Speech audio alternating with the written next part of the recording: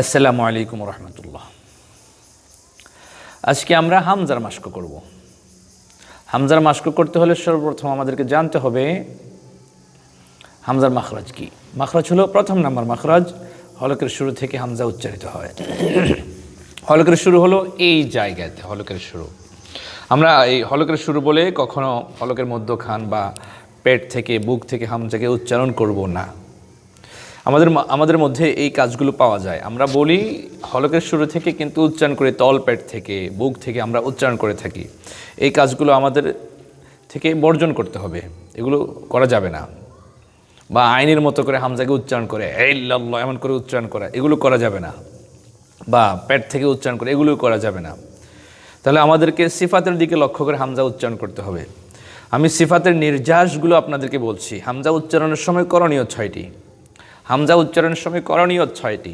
1 number, Hamza উচ্চারণের সময় বাতাস বন্ধ থাকবে, হরফটি একটু সবল হবে। 2 নাম্বার, হামজা শক্ত হবে, সাকিনের সময় আওয়াজ বন্ধ থাকবে। সাকিন এজন্য বলেছি, পুরা কোরআন শরীফে হামজার মধ্যে তাসদিদ হয়েছে এরকম শব্দ নাই, সুতরাং সাকিনের সময় আওয়াজ বন্ধ থাকবে, হামজা একটু শক্ত হবে। 3 নাম্বার, হামজা পাতলা হবে। 4 নাম্বার, ইনফিতাহ মানে উন্মুক্তভাবে আদায় হবে, সহজে আদায় হবে।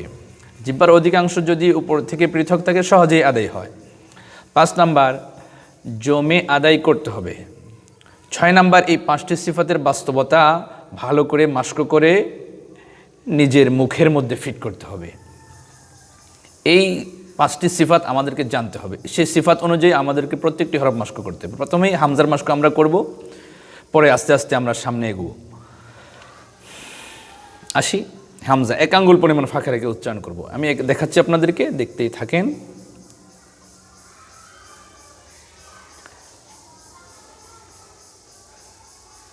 আঙ্গুল দিয়ে আমরা মস্ক করে করে অভ্যাস করব। আগে সবসময় তো আঙ্গুল দেওয়া যাবে না, আর অভ্যাস হয়ে গেলে অটোমেটিকলি আপনাদের 1 আঙ্গুল পরিমাণ ফাঁকা হয়ে উচ্চারণ হবে হরফগুলো।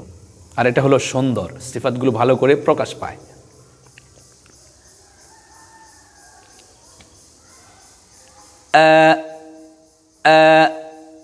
এক আঙ্গুলে বেশি হলে এটা করা যাবে না, বা 1 আঙ্গুলের কম এইভাবে করা যাবে না, তাহলে তাকলিল হয়ে যাবে। মানে এমালার সোগরা মানে ছোট এমালা হয়ে যাবে। হ্যাঁ, এমালা আবার 2 প্রকার, এমালায় সোগরা, এমালায় কোবরা। মানে তাকলিল যেটাকে বলা হয়, যেমন নাকি ওয়াদ্দুহা, ওয়াদ্দুহা এখানের মধ্যে 3 কেরাত। একটা হলো ফাতা সোজা পড়া ওয়াদ্দুহা, আরেকটা হলো আরেকটু বাঁকা করে পড়া ওয়াদ্দুহা, আরেকটা হলো ওয়াদ্দুহি। তাহলে 3 নাম্বারটা হলো এমালা, এমালায় কোবরা বড় এমালা, আর মাঝখানেরটা হলো তাকলিল। রেওয়ায়েতে হাফস অনুযায়ী পুরা কোরআন শরীফের মধ্যে তাকলিল কোথাও নেই, এমালা আছে এক জায়গায়, সেটা হলো বিসমিল্লাহি মাজরিহা। তো যেহেতু তাকলিল নেই, আমরা কেন তাকলিল করব, এভাবে কেন উচ্চারণ করব? এভাবে করব না আমরা, তাহলে অন্যের রেওয়ায়েতের সাথে মিলে যাচ্ছে। আরও একটি জানার বিষয় হামজার ক্ষেত্রে, সেটি হলো রেওয়ায়েতে হাফস অনুযায়ী পুরা কোরআন শরীফে এক জায়গায় হামজা তাসহিল করে পড়তে হয়, সেটি হলো 24 পারার 20 নম্বর পৃষ্ঠা। সেটি হলো 24 পারার 20 নম্বর পৃষ্ঠা। হ্যাঁ, সেটা হলো একটি শব্দ আছে না, একটি দ্বিতীয় হামজাটিকে এখানে তাসহিল করে পড়তে হবে রেওয়ায়েতে হাফস অনুযায়ী, আপনাকে পড়তেই হবে। দেখেন, তাসহিল মানে দ্বিতীয় হামজাকে সহজ করে পড়া। তাসহিল অর্থ দ্বিতীয় হামজাকে সহজ করে পড়া। আগে শক্ত করে পড়বো, তারপরে তাসহিল মানে সহজ করে পড়বো, তাহলে জিনিসটি আপনাদের নিকট পরিষ্কার হয়ে যাবে। দেখেন,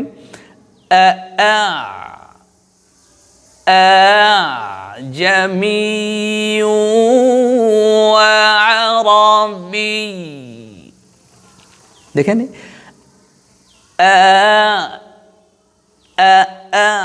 শক্ত হয়ে গেল। দ্বিতীয় দিকে তাসহিল করব, জামিউ আরাবি, জামিউ আরাবি। এর তাসহিল সম্পর্কে আমরা জানলাম। আসেন এখন হামজার মাস্ক করি আমরা। ই উ ই উ ই উ ই উ আইউ আইউ আ ই উ আইউ فجعلهم كعصف مأكول أأمن أؤمن إيمانا أأنذرتهم